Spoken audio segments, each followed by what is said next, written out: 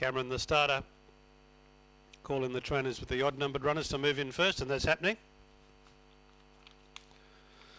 Afternoon Mercedes, Royal Village, number 2, our U-Bet favourite.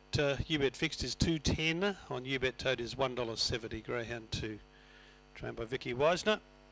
And the green light's on. Ready now. Race 1, Albion Park. Ready and racing. Or Royal Village jumped a bit awkwardly, copped the check. It's now back to 6th. Flying out there, Trading Places takes the lead and got away. In hot pursuit, though, is Hara's Lightning, narrowing that gap to a couple. Royal Village got through to 3rd, followed by Shaylor Bart. And then Miss Individual, Flyweight, Gem Express, and Where's Hope. Coming around the corner, up on the inside is Hara's Lightning taking the lead. And Hara's Lightning too good for Trading Places.